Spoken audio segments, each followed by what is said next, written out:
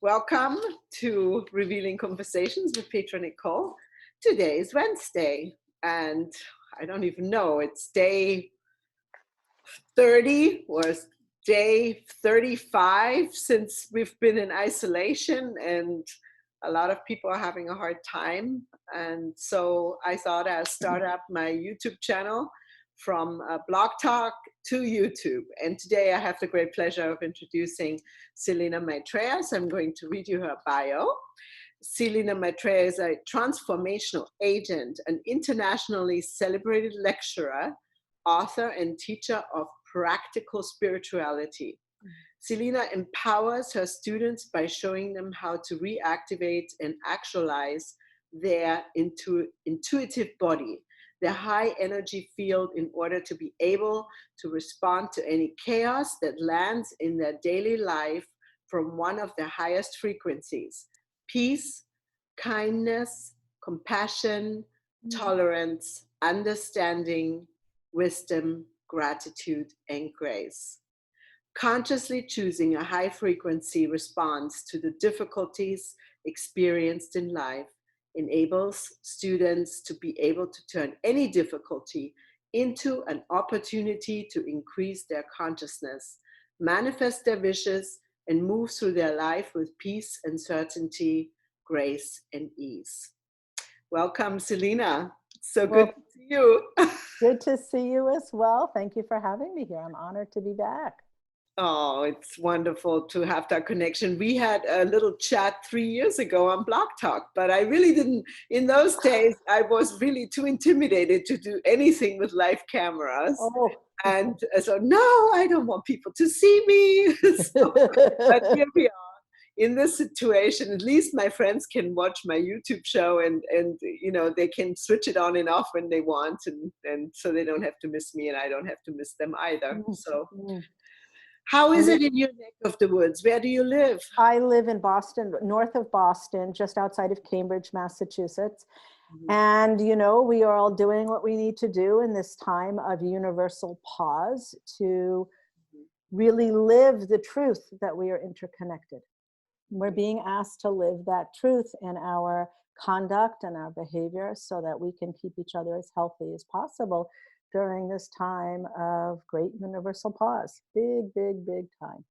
You know, I saw something today that was so touching and I had to figure out how to download it on my computer. It was a group of elks walking along the beach, which you hardly ever see because there are usually people on the beach, right? So yes, it was phenomenal. I mean, the energy of that was amazing. I have to forward it to you. Well, I'd love to see that. I saw a photograph of India without pollution. And it was incredible because people were able to see the Himalayas for the first time since the activity has, you know, decreased so much and people are able, you know, the pollution has gone down and people are able to see the Himalayas. So it was a blessing for them. Fascinating, isn't it? Well, it really represents, I think, the nature of polarity, and I think it also represents the fact that any difficulty always has light. There's always light in any difficulty, and we have that opportunity to focus on the dark or focus on the light. And you know, in this time, we need to focus on what we need to do in the physical world to stay healthy.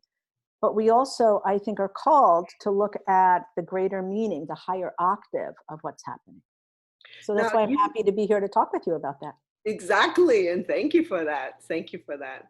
So you've been a teacher for 20 years. Do you want to talk about a little bit how you came to this work and what happened and what did you do before? Thank you. I've been a spiritual student. I just had my 65th birthday. So I'm 65. And thank you. Thank you. And I came to be introduced to spirituality when I was 14 years old. So from 14 to my 20s, I was, you know, reading books. I was learning as much as I could. I felt it was my lifeline because life was difficult for me then. And then I put it on hold in my 20s. And then I got introduced to my second teacher in my early 30s. And at that point, she taught me how to make my life my practice, how to live the values that I held. And so I've been working with her. Hope, my teacher is Reverend Hope Gorman, and she has a spiritual center in Mankato, Minnesota. And since then, I've been living my values, and I've been learning how to respond to difficulty from the higher frequencies. In one of my first teachings with her, Spirit spoke through me. And it was at that point that I started to channel. And I never promoted my teaching. I really was learning as a student for many, many years. And then about, I guess in my early 40s, I started teaching. And I've always been a consultant to photographers, commercial photographers around the world who do fashion and editorial. And that was my life's work.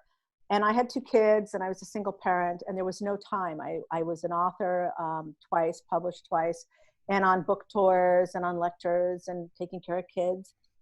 And so spirituality was always my guide, but I didn't have any place in my life to move forward as a teacher. And I was always told by Spirit that I would be a teacher in a full-time sense once my kids were grown. So when my kids were grown and I sold the house, I planned to move to New York City and start my teaching career. But another Spirit had other ideas for me. And a woman hit my car 2 days before I was closing on my house. And I was left for the next 6 years with a traumatic brain injury that I really only healed last year. And so now I can work 5 or 6 hours a day. During the time of healing my brain injury, I was connected to Source 24/7 and downloaded tremendous material. And while I had taught a little bit when I was living in my house with my kids, my teaching really hasn't taken off, until last year, when I was really able to take all of the information I learned and start to put it out. So I've been lecturing, I've been giving talks, but sporadically. And it was really last year that it all started to really come together, because I was able to devote a good deal of time to my teaching. So I work with students one-on-one. I give group lectures. I write articles. I'm in the process of writing my 3rd book, Monks Without Monasteries: How Ordinary People Live Extraordinary Lives. And I want to share with people how I've lived my life and what I've been sharing with my students. Because the people that have been working with me since way back before I was a full-time teacher, I've worked with some people for 5 or 6 years, and they've made tremendous shifts. And it's really due to the work. So I want to get that work out to as many people as possible. So when you had your accident, how did you even survive? I mean, if you had a severe brain injury, how did you manage your children and all of the things that come along with that? That's just so incredible to me. Well, there's that wonderful saying from the Bible, and I'm not a religious person, and I've never even read the Bible from cover to cover. But there's that wonderful saying that God only gives you what you can handle.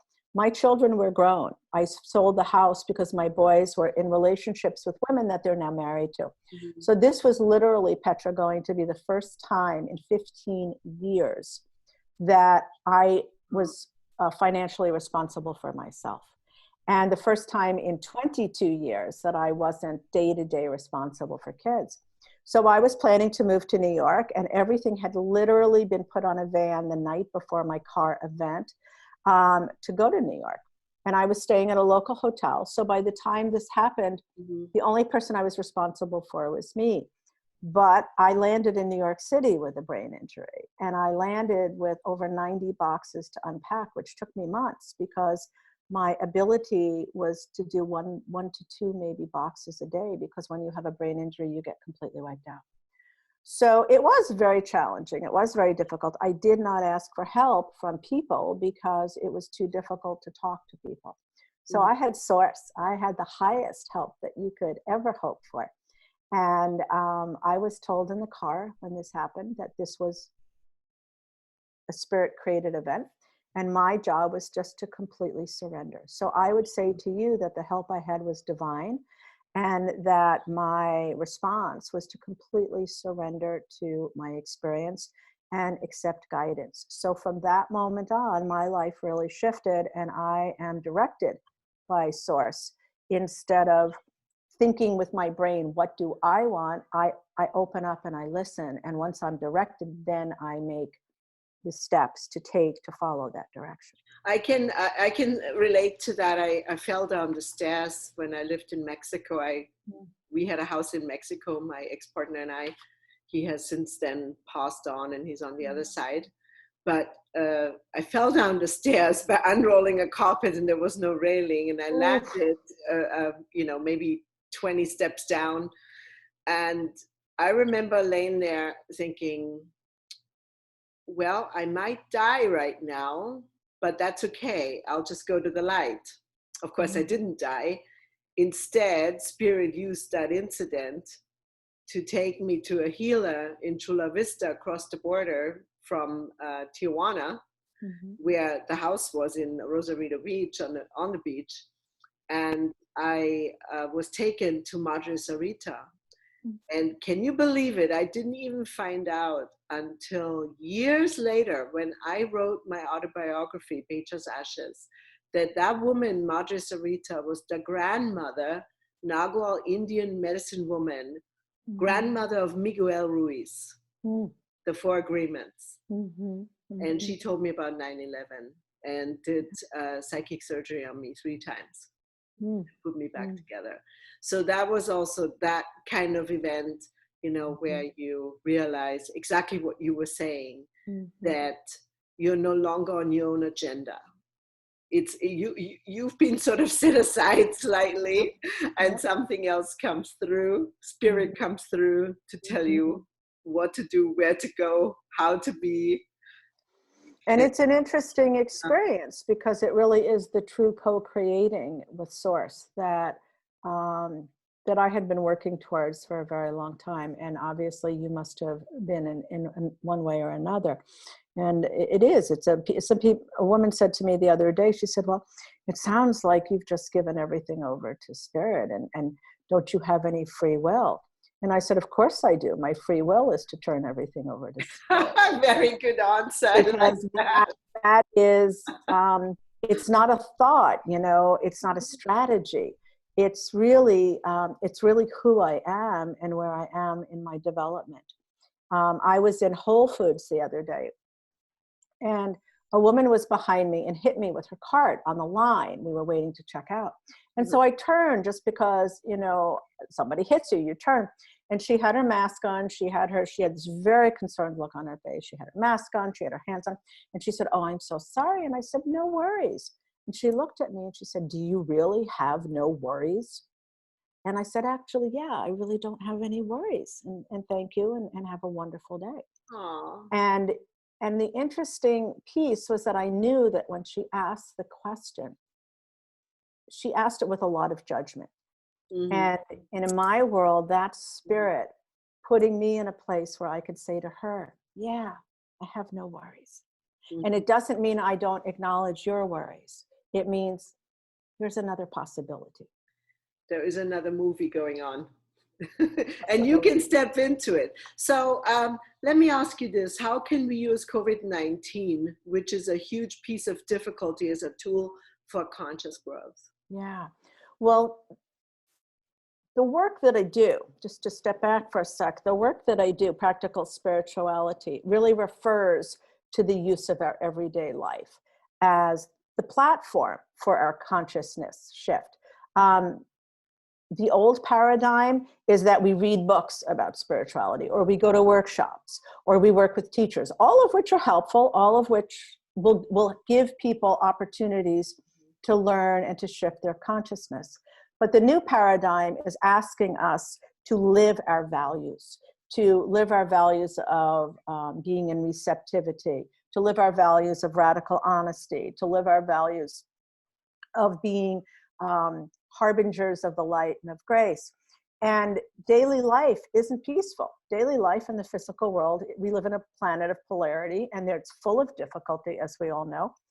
And what Spirit told me in the time that I was being downloaded was that every single difficulty that we are given has been purposely given us so that we can remember who we are, that we are trained and conditioned.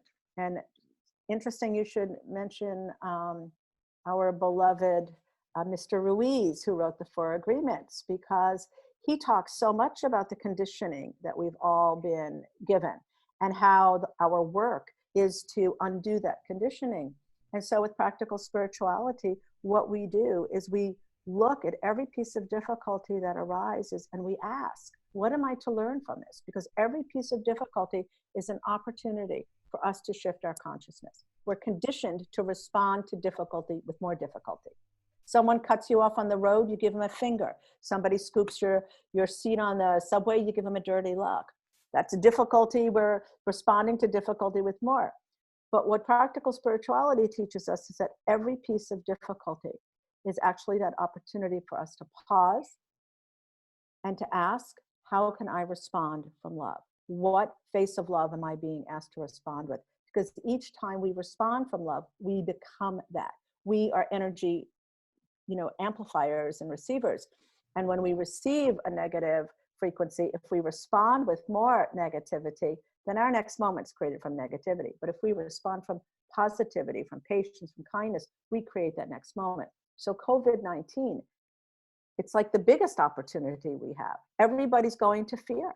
There's so much fear and worry, and understandably so.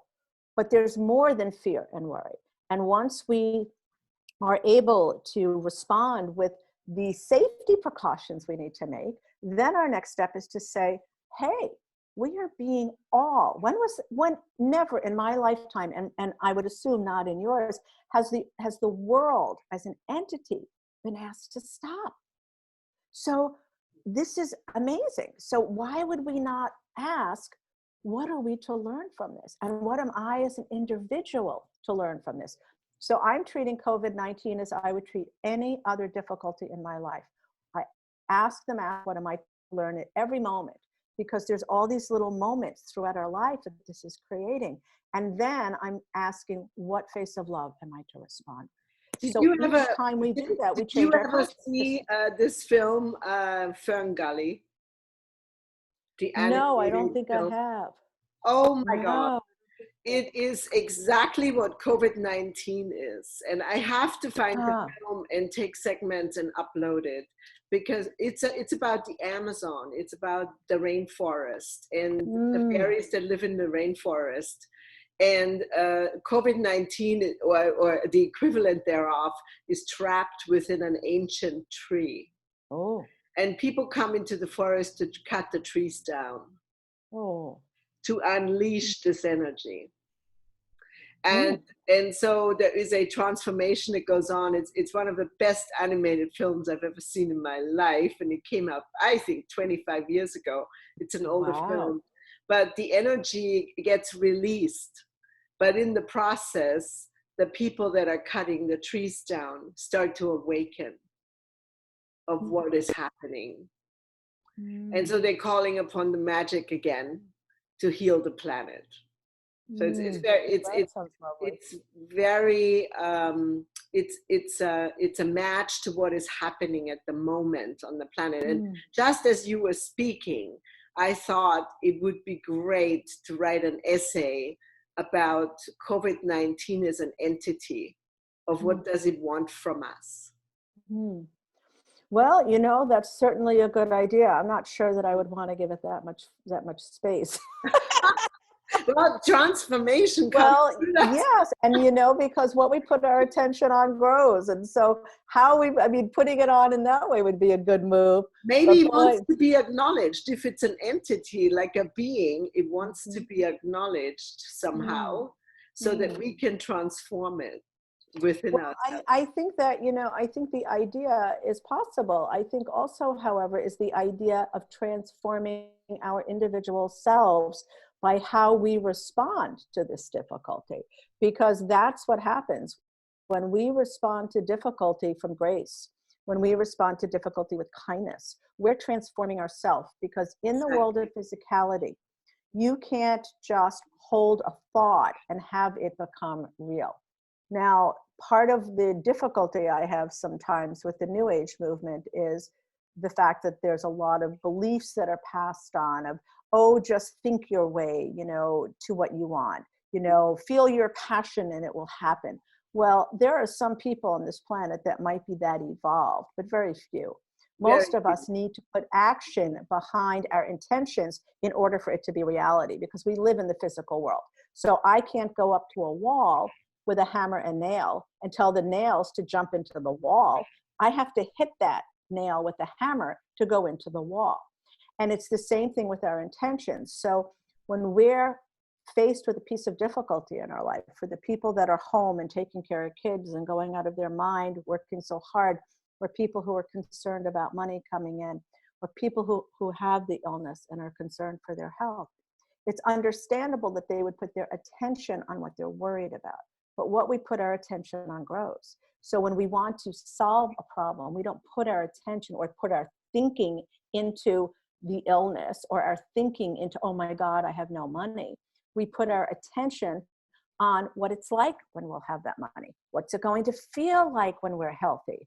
Whatever we want, we put our attention on what we want, and we begin to imagine it in order for us to start bringing it in. And we also take steps in the physical world to create that. So I was thinking, based on what you said, that maybe what we do is we start to watch our response to the places that COVID-19 has wreaked havoc, and begin to see what it is that we want differently, and begin to visualize that, and begin to put our attention and our actions behind that as best we can within the constraints, in order to respond to the difficulty from higher frequencies. Exactly. And it is a frequency. And so we can move forward as a healthier organism if we all start taking our vitamin C, if we all start doing what we need to do, is, just changing our diets and not eating fast food so much. I do feel very sorry for people in Europe. In Italy, for example, many of the apartments are very small, and people go shopping every single day. So how do they, and they're not, I think people can still go outside, but I can hardly imagine what it must be like to be pinned up in a small apartment. It's easy for us to say, you're living on the lake and I'm living on the river right now. Well, I live in a 1-bedroom apartment. I don't have a very large place. I had a home that I sold almost 7 years ago now. I live in a 1-bedroom apartment. That's a very modest place. What I would say, you see, we could look at every single person has some part of their life that this virus has affected. Everybody has. And what I think is remarkable is that I really truly believe what we're being asked on a higher octave is, it doesn't matter how large our place is. It doesn't matter whether you live on a river or you live by a garbage dump. We're being asked to do internal work. We're being asked in this time of universal pause to stop and look at what is it that each one of us is doing that doesn't serve our highest good, or the highest good of all. So this is, you could be anywhere. And what we're being asked to do is to take this internal time. I truly believe that's a big part of why this is happening. Going inward and learning how to meditate and sitting still for 5 minutes to be with ourselves. Well, but also the internal work is, how do I respond to this difficulty from higher frequencies? So if somebody's difficulty is money, they don't have any money, no money is coming in, which is a very tough situation. Looking at what we're grateful for, if in order to turn that situation into a place for peace, into an opportunity to build our consciousness, then you start by looking at what you want your life to be. I want to have more financial flow. And you close your eyes and you start to imagine what that financial flow looks like. And every single day you start to visualize what your life would look like differently. What could you do that you can't do now? And as you're sitting there and energetically creating this, because we're energetic beings, it is starting to be brought to you. And what happens, because in that moment, you're not in the worry of it, you're in the creation of it. And when you're in the creation of it, you're in an open state. And when you're in an open state, you're at peace. So each time you take yourself to this place, you're not only energetically creating what you want in the future, but you're not worried because you're not focused on what is not happening. You're focused on what you're creating. You asked, how did I get through my time of brain injury? When I walked out of my house with $35,000, end of story. I had a plan, and I'm very clear with people about this. I have no sense of privacy that I feel I can't share with you and everyone listening. I had a plan as a single parent to keep my kids in their house. So I leveraged my equity in my house to keep them there. And that was my plan. And it was a brilliant plan. And I was making a tremendous income by the time I left. And I was going to New York, and I would have cleared up any planned debt that I had created. And I would have been debt free in 6 months. And I would have been off to earning a huge income for myself, which was great. And I was going to be able to move into being a teacher without any financial concerns. But that didn't happen because of this. So I was left with $35,000 and a $3,500 a month rent on an apartment that I had committed to. Oh, yeah. Right. So there you are, with no income stream, no understanding of when I would have an income stream. And so when people say to me, well, you just don't understand what it's like to have no money, I say, well, that's not actually the case. Yeah. But what happened was I did exactly what I was talking about. And this isn't pie in the sky. I actually, every single day, I was putting energy into just surrendering to what I was and looking at what my life would look like without any financial worries. And I was given an opportunity that nobody could ever have seen, to have an income for the next 3 years. And it was amazing how this came about, because all I needed to do was to put my attention on my work for 2 hours a day, which was all I was capable of. 2 hours a day for 3.5 years was the only focus. So what did you do? I'm so curious. Well, what happened is I was given an opportunity to sell a service that I had done for photographers to my biggest competitor. And when I look back, the conversation to actually do this happened a week before my car event. It was a conversation. I have a very good relationship with my largest competitor. And we had this conversation where he made a suggestion that we just started kind of batting back and forth, and that was it. And 2 months later, when I'm in New York and in my brain injury, it started to happen. It started to manifest. And I ended up selling him some intellectual property that I only had to do training with his consultants 2 hours a day. And then it was done. And it provided me, not with a full income, but it provided me with about 60% of what I needed to live on for the next 3 years. It was amazing. So amazing. spirit And other looked things after happened. you. Yeah. So spirit What looked was that? after you. Spirit looked after you. And Well, you see, spirit looks after everybody. We're all looked after. It's just we have to open up and listen, and we have to receive that help. Most people are closing off to it because they don't have the experience of knowing that they are guided. And so they do feel very much like they're moving through the world alone. But the reality is we're not. We can't be, because we're a manifestation of the divine that created us. And we have that divinity within us. It's not outside of us. It's not something we go and purchase when we go to the yoga studio, or purchase when we sit with a spiritual teacher, or purchase when we sit with a meditation teacher. This is our given gift from the moment our breath hits the air. But most people don't access that because they don't have the trust and the belief. So but I'm no different than anyone. Selina, what kind of advice would you give someone who is having real difficulties during this time? What would you say to them?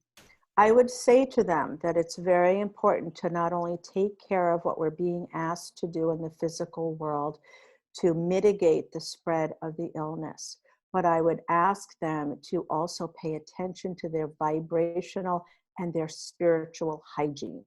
That it's very, very important at this time to understand that we are all in this together, that we're all being asked to not only take care of our physical needs, but to take care of our higher octave needs, to give themselves quiet, to give themselves time, to ask, what am I to learn in this time?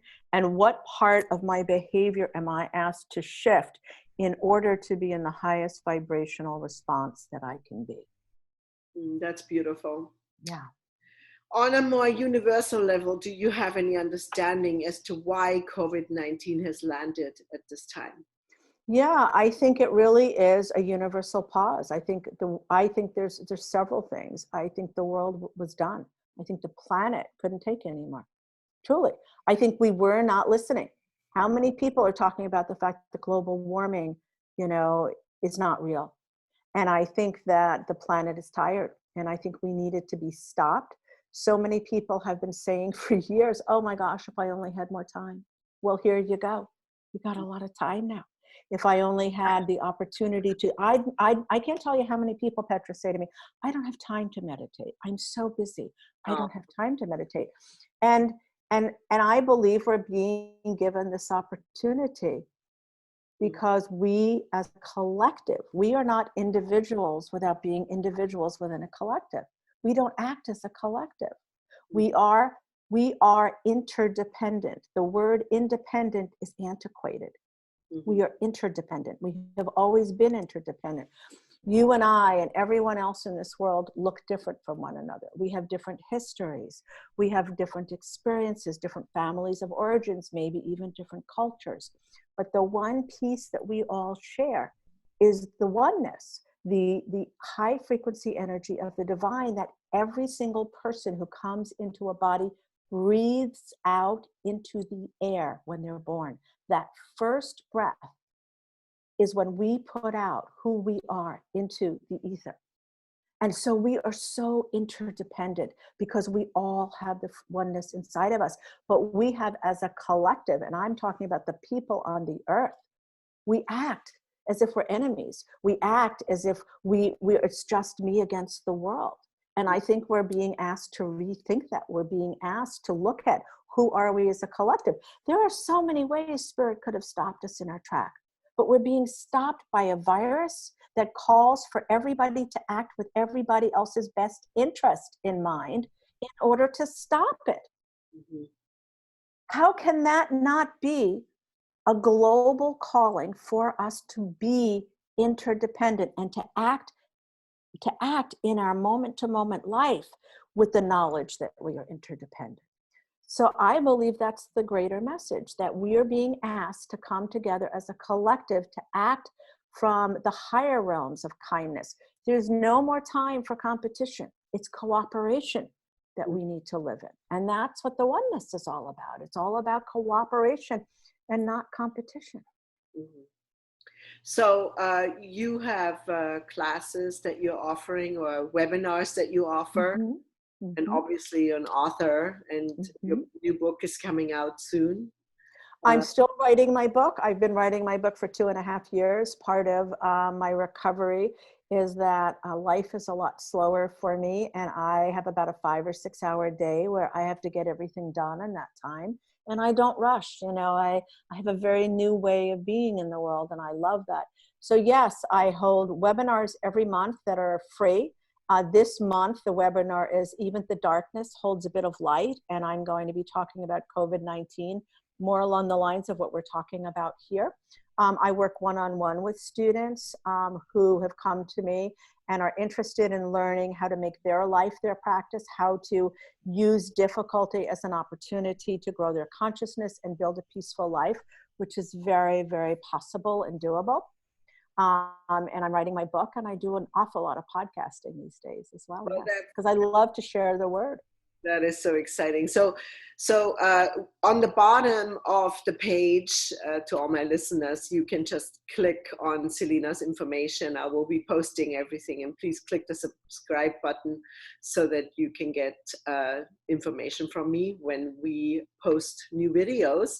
Now, Selina, in your area, are there community events that are taking place over the ethers, over video? Are people visiting this way? What are you noticing in your immediate surroundings? How people are coming Oh, together?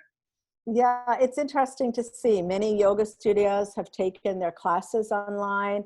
I'm sure you know about all the different meditations that are traveling around the globe, where people and groups are getting together and teachers are getting together, leading different practices over line and meditating together to help turn the energy around.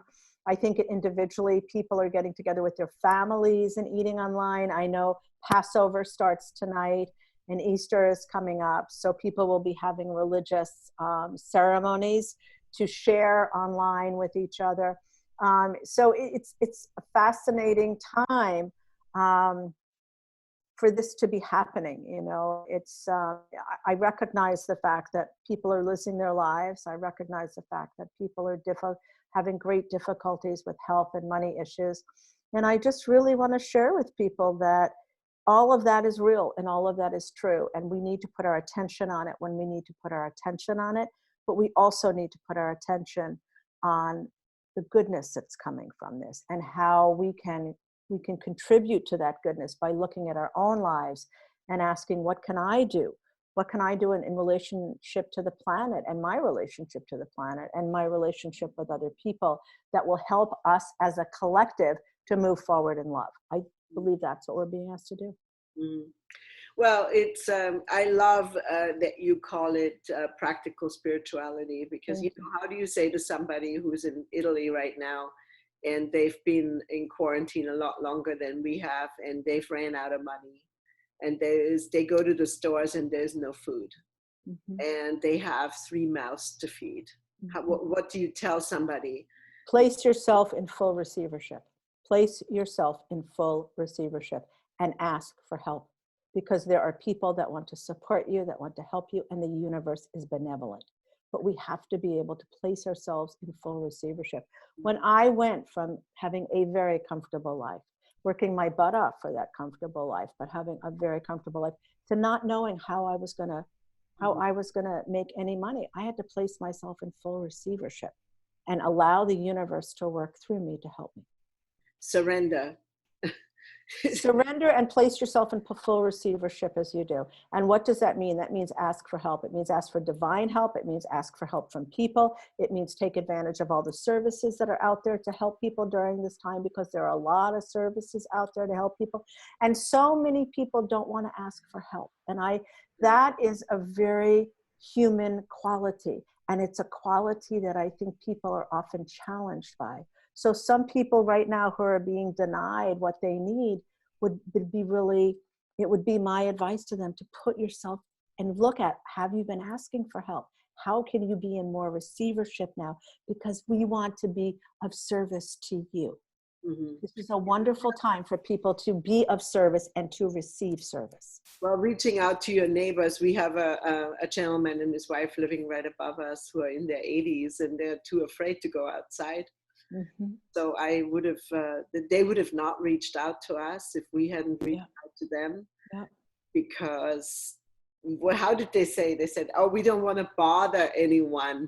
Yes, exactly. And that's understandable. So reaching out to other people, you know, I mean, we all have different places where we don't accept help. I want to tell you another quick story.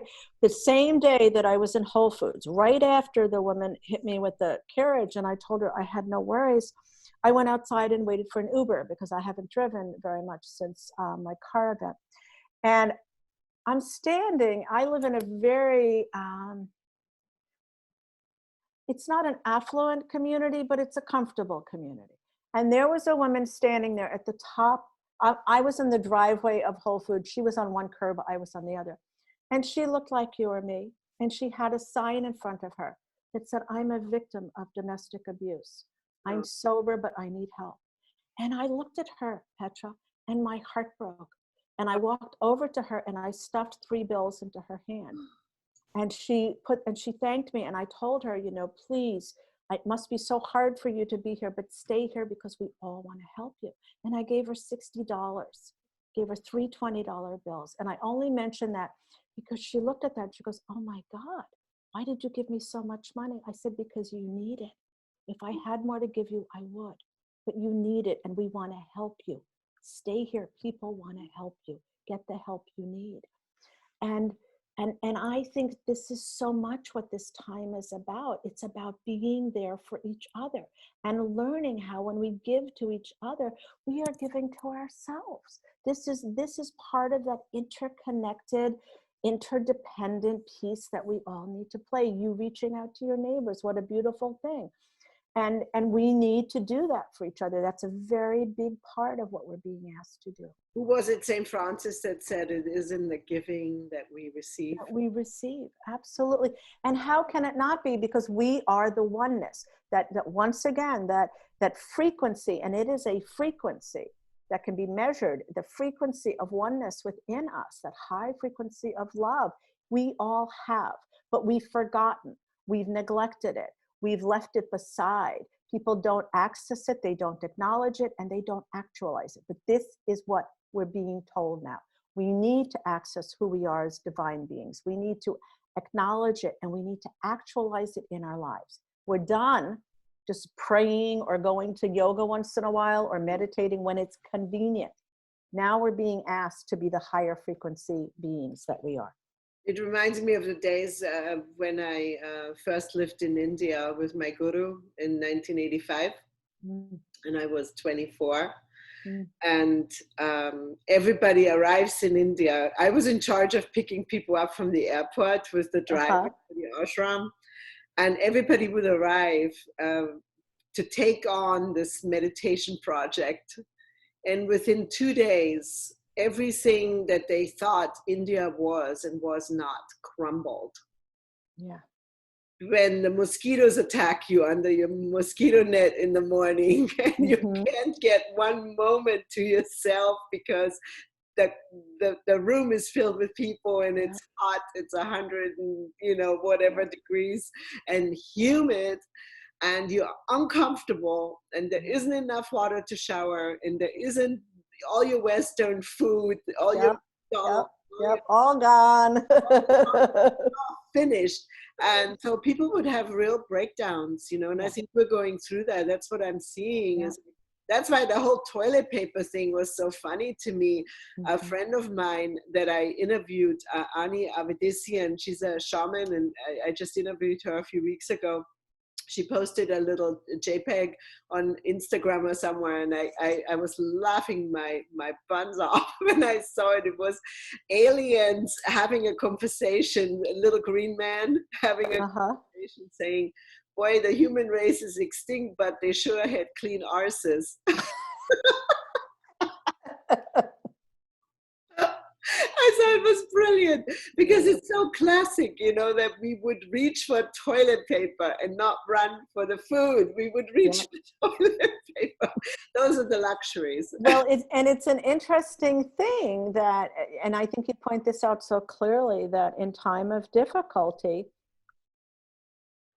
in time of difficulty, our priorities come out and we get to look at what's very important to us. And even beyond the toilet paper piece, what you point out in the whole experience in India. I remember Carolyn Mace, who's a wonderful teacher. I was at a presentation she gave in Boston years ago when her book about Mary Magdalene came out. And she asked the audience, a couple hundred people, she said, okay, how many of you meditated? Oh, a lot of hands went up. Okay, so for those of you who meditate, how many of you, need to meditate with incense? Oh, many more hands went up. She said, okay. How many of you need to meditate in a really pretty room? And hands went up. How many of you like to meditate on a cushion? Oh, more hands went up. And how many of you need to meditate with a guided meditation? Well, almost every hand went up in the room. And she said, well, did you get it? She said, you're not meditating. She said, the cushion, the incense, the room, the music, that's all doing the meditating. You're not meditating. She said, you should be able to sit under a TV in a busy airport and meditate. You should be able to sit in a room, a white room, with nothing on the walls, nothing in your ears, and meditate. And it's an interesting point, because when we're new, when people are new and they come to spirituality, of course you need a little more help. You need guidance. It's really nice to have a really pretty place. I live in a pretty place. I love pretty places. But really, when you get down to doing the work, it's all internal. Everything we need is right here, really right here. We need to learn how to access that, how to acknowledge it, how to actualize it so that we can use it. And when we learn to meditate without any accoutrements, then we really have the experience of peace. And I think that was her point, and I think that's your point about picking everybody up at the ashram. You know, everybody comes with expectations. And you know, I remember going to Damanhur. Do you know about Damanhur, Petra? You would love Damanhur. Do you know about it? I don't. Tell me. Damanhur is, you'll have to Google it, Damanhur, for anyone listening. It's a fabulous place.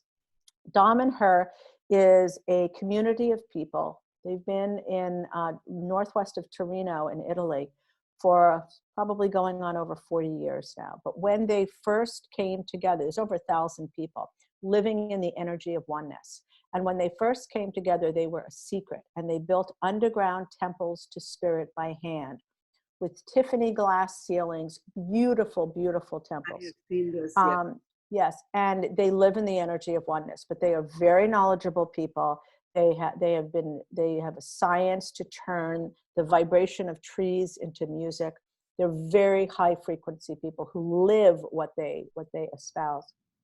And I went to Damanhur 9 or 10 years ago, and I spent a week there because I had met some people from Damanhur in New York, and I was really intrigued by people who live in oneness. And I went there, and it was a really wonderful experience to be with them. But the people that I was with were also people who were curious about Damanhur.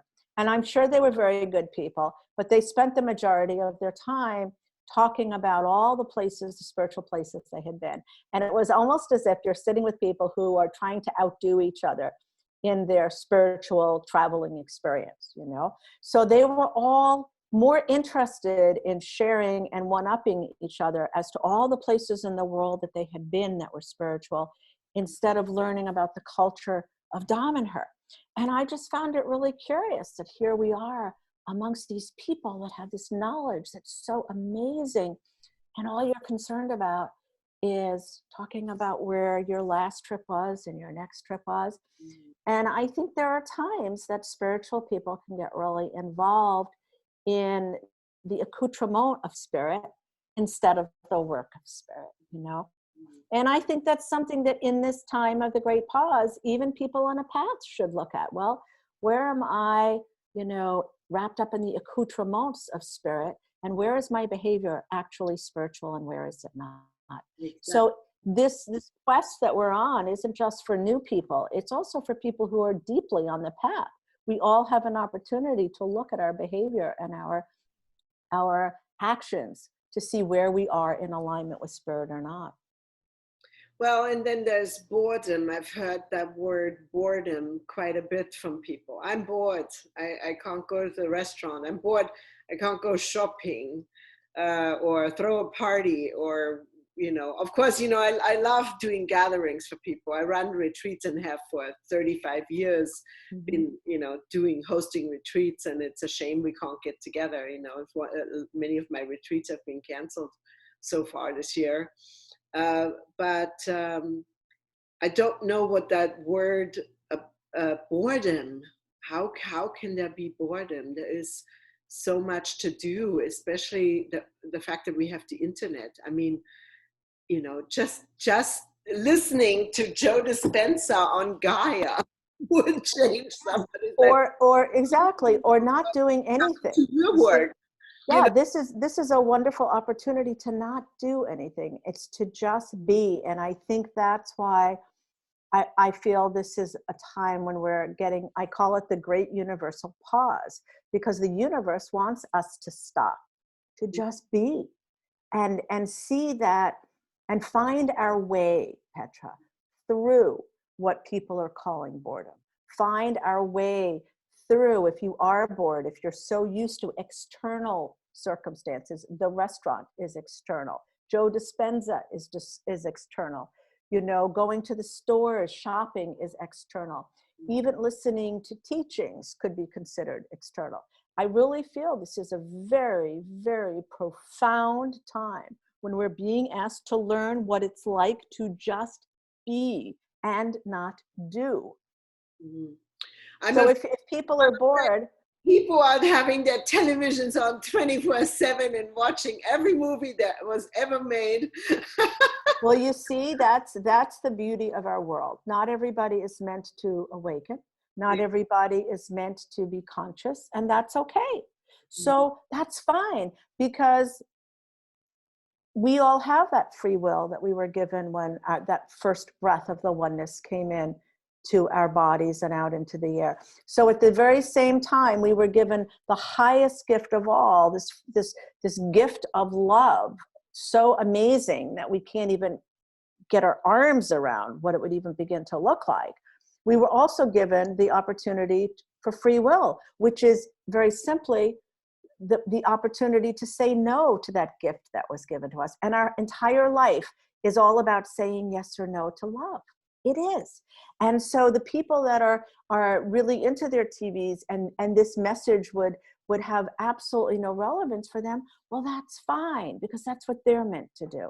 But there are so many people that are meant to awaken, and people have the opportunity at any point to come into consciousness. And so I always hold the path that anyone, even the people that are watching TV, you know, my dad was not a terribly conscious person. I hold a pathway for him in his next life that he becomes a conscious individual, because we're in our different incarnations, we have that opportunity. And so this is not, you know, you and I both know, this is not something we're dictating to people. We're putting out possibilities, the possibility to come into consciousness, because that's the possibility we all have. And you know the gifts there. I know the gifts there. And that's why we're here together, sharing for others the opportunity to take this COVID-19 and not just see it as something terrifying or a negative. It's got moments, it's got places. We're coming together as families. We're being given opportunities through not being able to sit with each other to find out more about each other. I know people, as you were asking before, who are online having conversations that they never had with each other before. So there's so much goodness that can come out of this if we choose to look for it and place our attention on where we see it. Do you know the show London Real? No. Okay, so London Real is a YouTube. Well, it's an incredible show that is spearheaded by Brian Rose, and he interviewed David Icke, and David Icke gave an epic 2.5-hour talk that was taken down by YouTube, and it was taken down by Vimeo, and it is still on londonreal.tv. I encourage everyone to see that. It's very powerful, regardless of what your opinion is. Just keep an open mind. So it's called londonreal.tv? .tv, and I will post it beneath the show. But I want to tell you what you were just saying triggered this memory for me. Brian Rose got on a show yesterday after they almost shut down his station. And they were talking about 5G in terms of the virus and so forth, and how that's connected. And obviously that information is not allowed to be out. But he said this morning, or was it yesterday, that he feels, and he has millions of viewers, millions. And he said he feels so much love like he has never felt before from his viewers, the people that follow him on YouTube and Vimeo or wherever. And I realized that the gateway to heaven has been opened. There is an energy coming down that is being downloaded into humanity right now that is so powerful. And we have an opportunity, if we can just hold still enough for a moment, put your feet, if you don't have a bathtub, put your feet in warm water with Epsom salt, light a candle, hold still, even if it's 10 minutes, where you do nothing and you just have your feet in water, or take a bath, turn the light off, put a candle on. You can pray, or you can meditate, or you can play a beautiful classical piece by Beethoven, whatever it is that you have to do. But people need to slow down, and I absolutely agree with you. I think this is a wonderful opportunity for the people of this earth to come together and really feel this tremendous love vibration that is bestowed upon us. So, And a vibration, I believe, that we always have access to. We always have access to if we choose to. It is all about choice. And so many people, Petra, forget because of the conditioning that we've gone through. They forget that they have choice. You know, our breath, Spirit passed this on to me, our breath is the physical manifestation of the soul.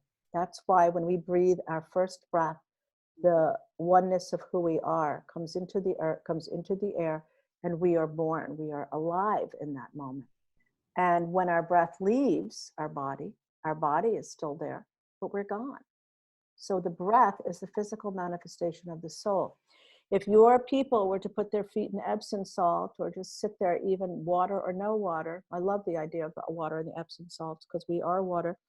But even if you don't have that opportunity, and you just sit and close your eyes, don't even try to stop your thoughts, but put your attention on the breath and take deep breaths, and your attention is completely on your breath for 5 minutes, 3 minutes, 2 minutes.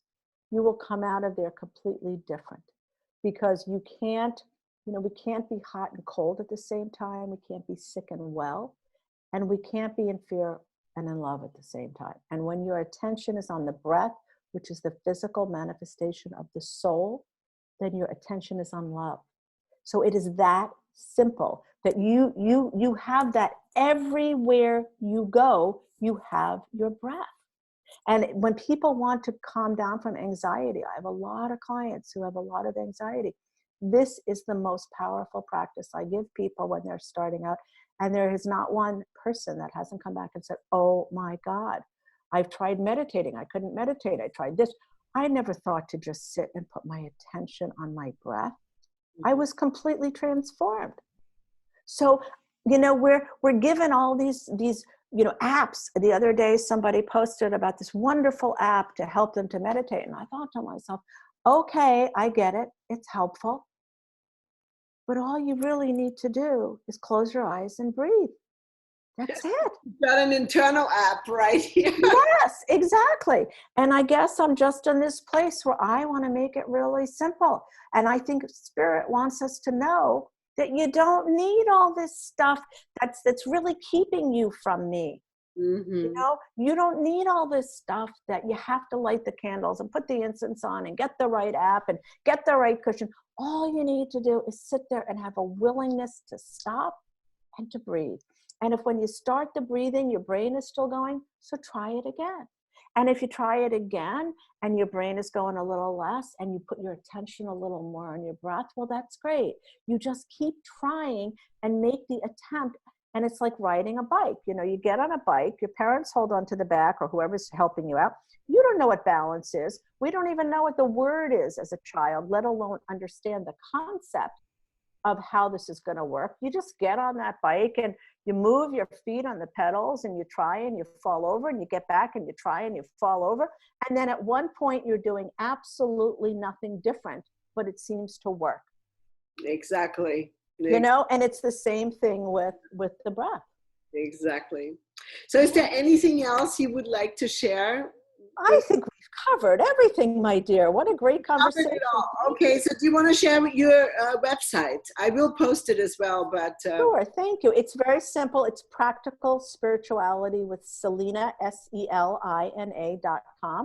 And there is a gift there if people want to go there and sign up for the gift. It's a link to my 60-minute abundance webinar, which is 60 minutes of solid teaching where I lay out the different blocks that people have created that keep them from having an abundant life. And it's a wonderful thing to do now with all the time we have. It's totally free, and people are welcome to go pick that up.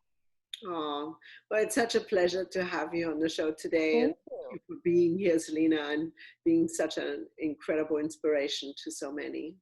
Well, Petra, thank you. And thank you for all the work you do for all of us, your books, your teachings, your podcast, terrific contribution. And I so appreciate it. I'm sure we all do. Have a wonderful evening. Thank you. Thank you. You as well, my dear. Bye-bye. Bye-bye.